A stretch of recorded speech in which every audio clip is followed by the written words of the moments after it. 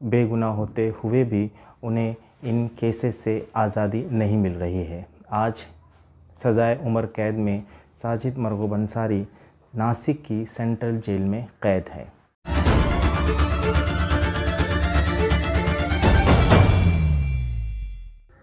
बिस्मिल्लाहिर्रहमानिर्रहीम। Equity under trial में आपका इस्तकबाल है।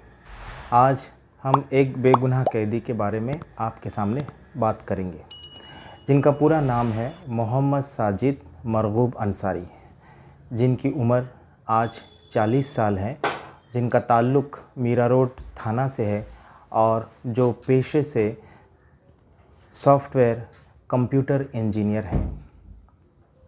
साजिद अंसारी पर बम्बई पुलिस ने कुल 3 मुकदमे कायम किए और तीनों मुकदमे झूठे थे। 2 मुकदमे 2001 में बम्बई पुलिस ने सिमी के नाम पर उन पर कायम किए और एक मुकदमा 2006 में बम ब्लास्ट के नाम पर साजिद पर लगाया गया। पुलिस का इल्ज़ाम यह है कि Sajid student Islamic movement of India यानी सिमी और लश्कर तैयबा का एक्टिव मेंबर है। पुलिस का दूसरा इल्ज़ाम यह है कि 99 से 2006 तक साजिद इन तंजीमों के साथ, जो कि गैर कानूनी तंजीमें थी, ताल्लुक़ कायम करता रहा और इनकी हिदायत पर मुख्तलिफ़ गैर कानूनी सरगर्मियाँ अंजाम देता रहा। आप जानते हैं, मार्च 2001 में हिंदुस्तान की दिल्ली रियासत में कुरान पाक को जलाया गया था। उसके बाद मुल्क की मुख्तलिफ़ रियासतों में पुलिस ने मुसलमानों पर केसेस बनाए और उन्हें जेलों में बंद कर दिया। पुलिस का इल्ज़ाम ये था कि कुरान सोज़ी के बाद इन लोगों ने यानी सिमी के लोगों ने कुछ पम्फलेट तकसीम किए थे, जिसकी वजह से हिंदू और मुसलमानों में मुनाफिरत फैल रही थी, जिसके सबब इन लोगों पर केस बनाए गए और इन्हें जेल में डाल दिया गया। 2001 में साजिद पर पम्फलेट का एक केस पुलिस ने बनाया। पुलिस का इल्ज़ाम यह है कि मार्च 2001 में अंधेरी की मोगरापाड़ा मस्जिद के बाहर साजिद अंसारी और उनके भाई खालिद अंसारी, जो कि पेशे से इंजीनियर है, ये दोनों मस्जिद के बाहर पम्फलेट तकसीम कर रहे थे। पुलिस को जब उस पम्फलेट के बारे में पता चला तो पुलिस ने वो पम्फलेट हासिल किया, जो उर्दू में लिखा हुआ था, उसका तर्जुमा किया गया और पुलिस को ये महसूस हुआ कि ये पम्फलेट हिंदुओं और मुसलमानों में मुनाफिरत फैलाने का सबब बन रहा है। लिहाजा पुलिस ने सेक्शन 153A और 120B की मुख्तलिफ़ दफ़ात के तहत उन पर मुकदमा कायम किया और उन्हें गिरफ़्तार कर लिया। जेल जाने के बाद 2003 में हुकूमत की इजाज़त के बाद उनके ख़िलाफ़ चार्जशीट दाखिल की गई और कोर्ट में कुल 8 गवाह पेश किए गए। लेकिन जितने गवाह पेश किए गए वो सारे के सारे पुलिस वाले थे, जो इंटरेस्टेड विटनेस कहलाते हैं, और जो उन्होंने गवाही दी थी वो गवाही हियरसे गवाही मानी जाती है। आम गवाह पुलिस पेश करने में नाकाम रही। जो गवाह आए वो या तो हॉस्टाइल हो गए या तो पुलिस की कहानी दोहराने से उन्होंने इनकार कर दिया। लिहाजा जिस वक्त ये केस बना था मार्च 2001 में, अदालत का ये कहना है कि उस वक्त student Islamic movement of India पर कोई पाबंदी नहीं थी। वो पम्फलेट का तर्जुमा तो किया गया, लेकिन किसी हुकूमती इदारे के ज़रिए वो पम्फलेट का तर्जुमा अदालत में पेश नहीं किया गया।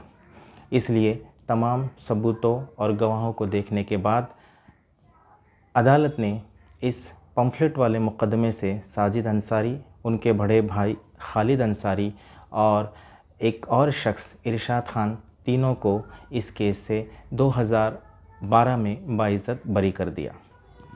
2001 में 27 सितंबर को मरकज़ी हुकूमत की बीजेपी वाजपेयी हुकूमत ने students Islamic movement of India यानी सिमी पर पाबंदी आयद कर दी।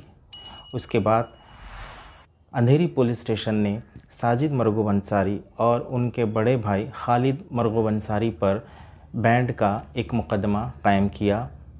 सेक्शन 10 और 13 UAPA के तहत उनके ख़िलाफ़ मुकदमा कायम किया गया। पुलिस का इल्ज़ाम यह है कि पाबंदी लगने के बाद भी ये लोग मोगरापाड़ा मस्जिद अंधेरी के बाहर सिमी मेंबर की हैसियत से जमा हुए, लोगों को जमा किया और लोगों के सामने भड़काऊ भाषण किया। इसलिए पुलिस ने इन दोनों को गिरफ़्तार करके जेल भेज दिया। 2003 में हुकूमत की इजाज़त के बाद इनके ख़िलाफ़ चार्जशीट पेश की गई और कोर्ट में मुकदमा चलता रहा। कुल 9 गवाह इस केस में लाए गए, लेकिन तमाम ही गवाह झूठे साबित हुए। लिहाजा कोर्ट ने इन दोनों को 2012 में इस केस से बाइज्जत बरी कर दिया। तीसरा केस साजिद मरगूब अंसारी पर 2006 में बॉम्बे की एंटी टेररिज्म स्क्वाड यानी ATS ने कायम किया। ATS का इल्ज़ाम है कि साजिद सिमी और लश्कर तैयबा का मेंबर है, बम बनाने का एक्सपर्ट है। पाकिस्तानियों के साथ इसने उसके को-एक्यूज़ मोहम्मद अली शेख जो गवंडी बम्बई में रहते हैं उनके घर पर बम बनाए।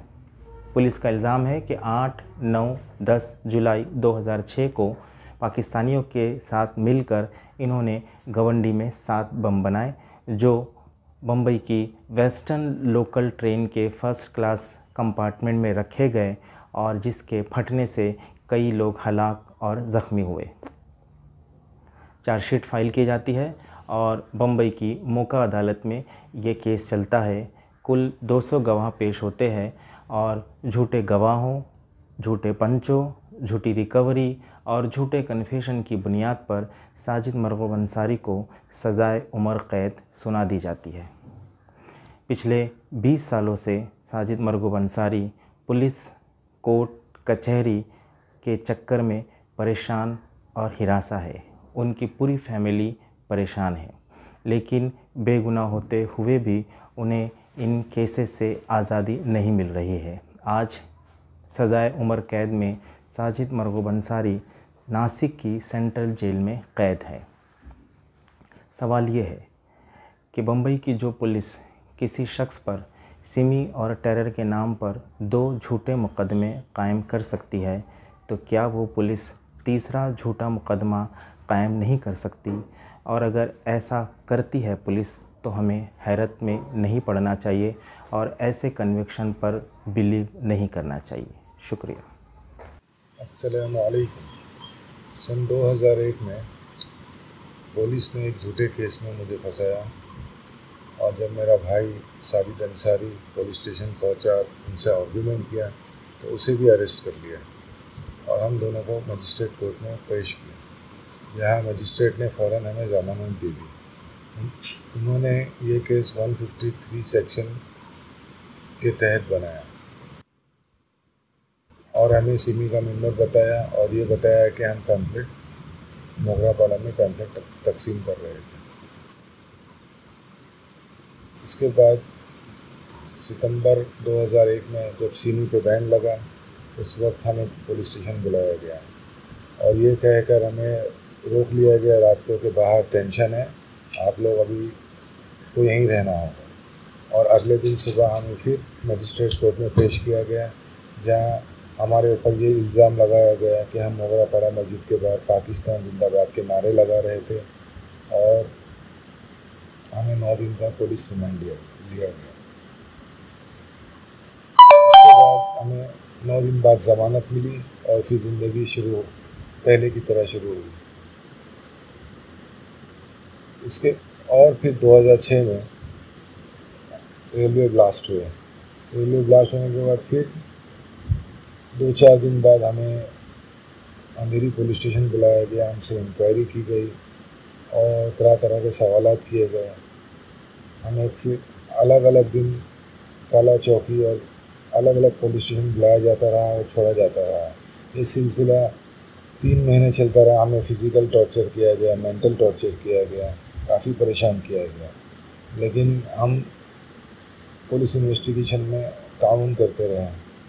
फिर अचानक 24 सितंबर को साजिद को एक फ़ोन आया और कहा गया कि हमें किसी की चेहरा पट्टी करवानी है और पुलिस इंस्पेक्टर आहिर ने उन्हें बुलाया। वो दादर गए, दादर से पुलिस स्टेशन, उसको भीलवाड़ा पुलिस स्टेशन ले गई और उसे इलीगल 5 दिन कस्टडी में रखा। 5 दिन इलीगल कस्टडी में रखने के बाद उसे 29 सितंबर को कोर्ट में पेश किया गया और ब्लास्ट केस में उसे महफूज किया गया और 15 दिन का रिमांड लिया गया। उसके बाद नेक्स्ट रिमांड में उसे घर पे लाया गया। घर पे लाने के बाद जब देखा तो उसकी हालत बहुत ख़राब थी, हाथ पैर सूजे हुए थे, बहुत मारा गया था। तो हमने उससे पूछा कि क्या किया गया। उसने कुछ भी नहीं कहा, लेकिन उसकी हालत देखकर मेरी वालिदा ने पुलिस में कंप्लेंट करने की सोची। फिर हम वकील के पास गए। वकील ने कहा कि पुलिस में कंप्लेंट करके फ़ायदा नहीं है, आप सीधा कोर्ट में पिटीशन डालिए। तो हमने वकील करके अमीन सोलकर के ज़रिए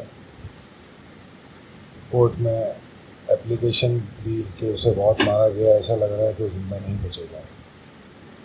तो कोर्ट की जज मुर्तुलाबाद ने उसे फ़ौरन हाजिर करने के लिए कहा गया, लेकिन पुलिस टाल मटोल करती रही और सुबह 11 बजे की बजाय शाम को 4 बजे पेश किया गया, जहां उसकी हालत बहुत ही ख़राब थी। कोर्ट ने मेडिकल और के लिए कहा गया। कोर्ट ने उससे पूछा, लेकिन उसको डरा के लाया गया था, ये कह करके तेरे भाई को भी इस केस में डाल देंगे। उसने कुछ नहीं कहा। उसे फिर जे हॉस्पिटल ले जाया गया, जहाँ उसका मेडिकल टेस्ट हुआ। मेडिकल टेस्ट में रिपोर्ट आई कि उसके बदन पे 12 मार्क से उसे मारा गया है और उसके बाद उसको जेल कस्टडी हो गई।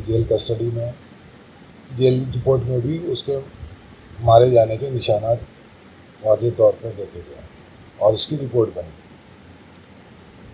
इस तरह ये सिलसिला, परेशानी का सिलसिला चलता रहा, जो 2001 से शुरू हुआ था वो बढ़ता ही रहा और हम पुलिस स्टेशन के चक्कर काटते रहे, कोर्ट के चक्कर काटते रहे और झूठे गवाहों और फोर्स्ड कन्फेशन, जो कन्फेशन ज़बरदस्ती लिया गया, मार के लिया गया, उसकी वो बुनियाद बनाकर उसे उम्र कैद की सज़ा दी गई। मेरी आप लोगों से यही दरख्वास्त है कि इस झूठे केस पे बिल्कुल यकीन न करें और हमारी मदद के लिए आ जाएं, क्योंकि ये 13 के 13 जो उसमें लोग थे, ये सारे के सारे बेगुनाह हैं। इन सबको फंसाया गया है। अस्सलाम वालेकुम।